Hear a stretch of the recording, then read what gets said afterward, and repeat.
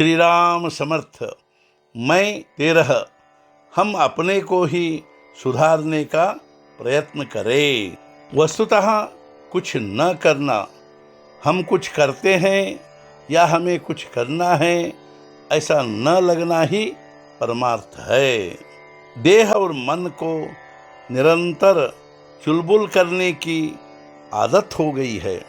देह को शांति से बैठने के लिए कहना कठिन है, किंतु उससे भी अधिक कठिन है मन को स्थिर रखना। और देह से कोई कर्म करते हुए मन को शांत और स्थिर रखना सबसे अधिक मुश्किल है। वस्तुतः मन को स्वास्थ्य चाहिए, किंतु स्वास्थ्य प्राप्त करने के लिए साधन चाहिए, अर्थात प्रयत्न करना आवश्यक होता है। मन अस्वस्थ 3 कारणों से होता है। 1, अपनी इच्छा के विरुद्ध कोई बात घटना। 2, अपने पूर्व कर्म जो भले बुरे होते हैं उनका स्मरण होना। और 3, कल की चिंता करना। अब यदि हर कोई चाहेगा कि सब कुछ अपनी इच्छा के अनुकूल हो, तो सब तुम्हारी इच्छा के अनुसार कैसे होगा? तुम्हारी इच्छा के विरुद्ध कुछ बातें होगी ही। अतः स्वास्थ्य न बिगड़े, इसलिए अपनी इच्छा को ही मिटाए। फलानी बात मुझे मिले, यह बुद्धि ही न रखे। लालच छोड़ दे, लोगों से अपेक्षा छोड़ दे।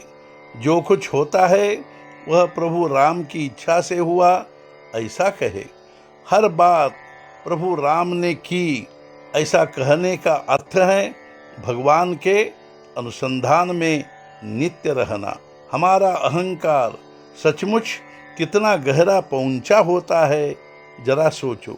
सामने दिखाई देने वाली बातों की तरफ से साफ आंखें मूंद कर हम अपने दोषों का खप्पर बिना दिक्कत किसी दूसरे पर फोड़ने के लिए तैयार होते हैं। ऐसा हम कहते हैं कि फलाने की संगति से हमारा लड़का बिगड़ गया। वास्तव में हम ऐसा क्यों कहते हैं? इसलिए कि हमारा लड़का ही खराब है, यह हमसे कहा नहीं जाता। यह कहने में हमें शर्म आती है, इसलिए हम दूसरे के लड़के को बुरा कहते हैं। जब हमारा खुद का लड़का हमारे देखते देखते संगति से इतना बिगड़ जाता है, तो हम गहराई से सोचे कि संगति का असर कितना जबरदस्त होता होगा। संगति का असर यदि इतना होता होगा, तो फिर संत की संगति में रहते हुए हम में सुधार क्यों नहीं दिखाई देता? फिर संत की संगति में हमें निश्चित सुधरना चाहिए, लेकिन ऐसा नहीं होता। तो फिर रुकावट कहाँ होती है? इसका कारण यह है कि असल में हम अपने को सुधारने का प्रयत्न ही नहीं करते।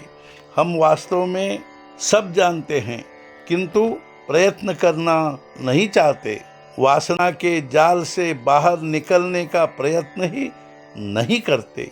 अतः हम वासनाओं में ही जन्म लेते हैं और वासनाओं में ही हमारा अंत होता है।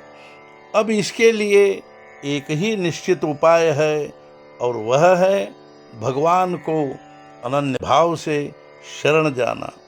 प्रभु राम, तुम्हारे बिना मेरी वासनाओं के जाल से मुक्तता नहीं।